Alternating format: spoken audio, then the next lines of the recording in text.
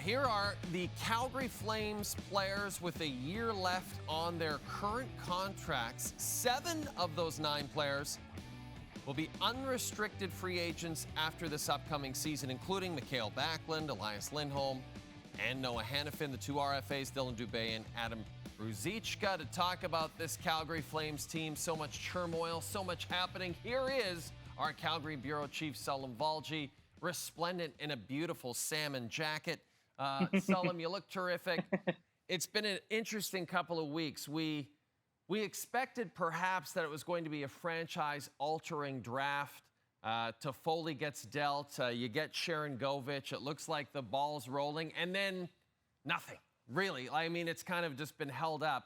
What do you make of that, Salim? Why do you think, especially with someone like Noah Hanifin, so many teams out there looking for D, why has it been so difficult for Craig Conroy to make a deal?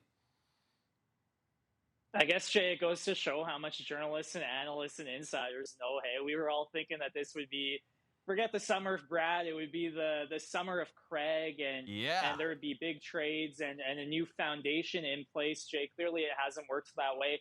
Noah Hanifin, Jay, is super highly thought of around the league. He's a top 4 defenseman on pretty much any team, whether a Stanley Cup contender or not. And you know, he's grown by leaps and bounds. He's really good defensively. We know he's a smooth skater, but I think the issue here, like we've almost seen, Jay, with the likes of Alex DeBrincat and others, is that it's so tough to move money right now. Noah Hanifin is on a really, really good contract. Forget the raise that he's due in the coming months. He is on an extremely team-friendly deal that's about to expire at the end of next season. And the fact that the Flames have not necessarily seen a deal to their liking with a player that has told them that he likely will not remain there long-term, it maybe either speaks to how they haven't been able to build up the market themselves for this player, or the fact that like everywhere else in the National Hockey League that's trying to move money, there simply is not enough salary cap space. And it speaks, frankly, Jay, to sort of the bad luck around this franchise recently, where they come into this offseason with some big names, Hanifin, Lindholm, Backlund, the others you mentioned, and they have significant contracts, but they are good players on team-friendly deals.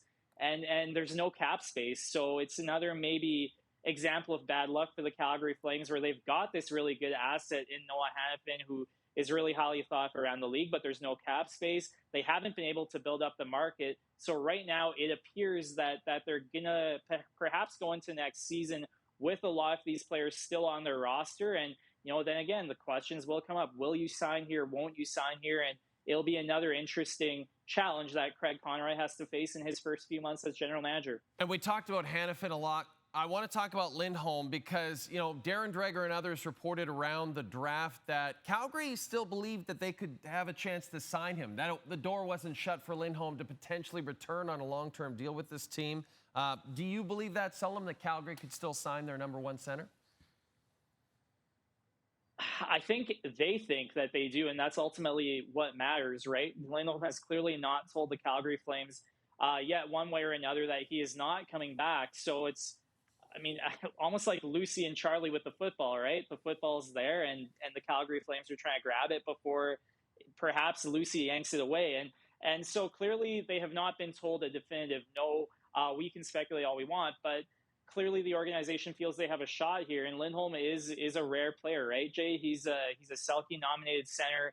He has a few really good seasons under his belt, but it's a tricky spot for the general manager to be in, because we all remember what John Dean said a few months ago, Jay, that they are not allowed to use the word rebuild. So this is clearly an organization that wants to compete for the playoffs next season, and the way to do that is by re-signing your number 1 center and not letting this go into the season with him in a Johnny Gaudreau type situation. But, you know, they are talking, Jay. They are communicating frequently with Elias Lindholm's camp, and I don't think he's fully shut the door on the organization. But at a certain point, Jay, no answer, you might have to start to read into that no answer might in fact be an answer. So, you know, there is hope in Calgary.